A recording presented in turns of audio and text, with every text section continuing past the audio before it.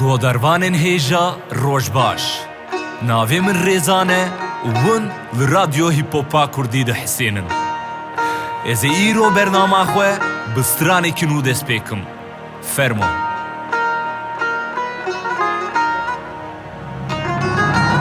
Ado û zara hevalên herî baş bûn.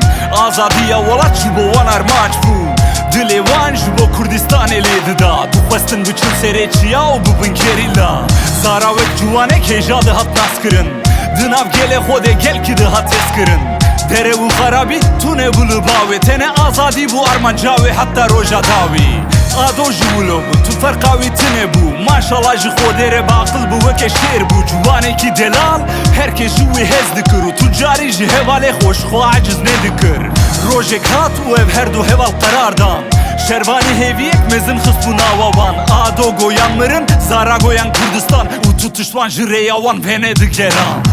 Hebû tu nebû du ciwanên Kurd hebûn. Navê va ciwana Ado û Zara bû. Yek bû heviya wan, yek bû xewna wan. Kurd newêrên go bidin li dîroka jiyana wan. Hebû tu nebû du ciwanên Kurd hebûn. Navê va ciwana Ado û Zara bû. Yek bû heviya wan, yek bû xewna wan. Kurd newêrên go bidin li dîroka jiyana wan. Rojekî Zara ji Hadorê mesajek şand û got heval xwe amadeke wextê me hat. Neha here xwatir bû xwazê ji malbat û dûre were ba min em e vegerîne welat.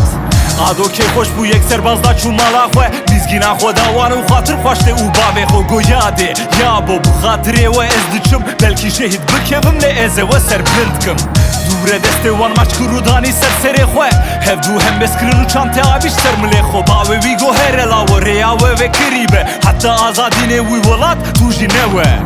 Ado ji mal derket ku herî bazara. Hinek çû dire dil Sebastian rast hat.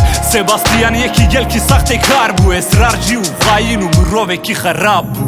Hebû tu nebû du ciwanên Kurd hebûn. Navê va ciwana Ado û Zara bû. Yek bû heviya wan, yek bû xewna wan. Kurd newêrên go bidin li dîroka jiyana wan. Hebû tu nebû du ciwanên Kurd hebûn. Navê va ciwana Ado û Zara bû. Yek bû heviya wan, yek bû xewna wan. Kurd newêrên go bidin li dîroka jiyana wan.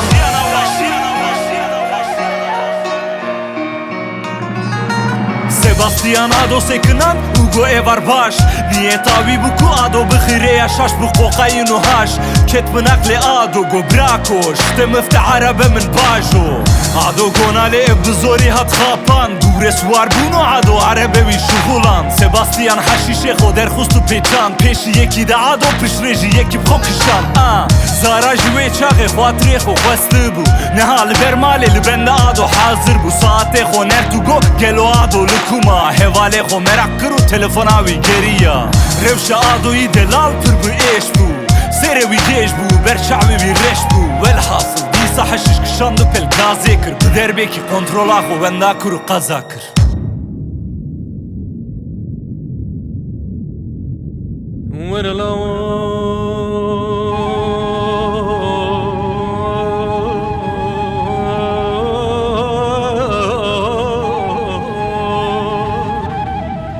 ورقدو برخ منو حيرانة لو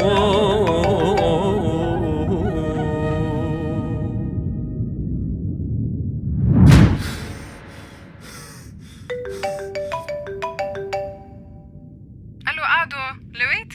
هذا الكويت او بقسناكي هلو زارا بوي بزاني اقرنايت من اروم از هاتم ايفال از هاتم 5 دقيقة دي لورا دزوك دي ورا ليرا وستاهم Delano, kurno malavano. Go bidin brano, min go bidin ciwano. Pêtişten xerab û nekevin hevalno. Li welat xwedî derkevin weke Zara û Ado. Delano, kurno malavano. Go bidin brano, min go bidin ciwano. Pêtişten xerab û nekevin hevalno. Li welat xwedî derkevin weke Zara û Ado. Belê hevalno. Heta carekê din û bi hêviya carekê din bi xatirê we.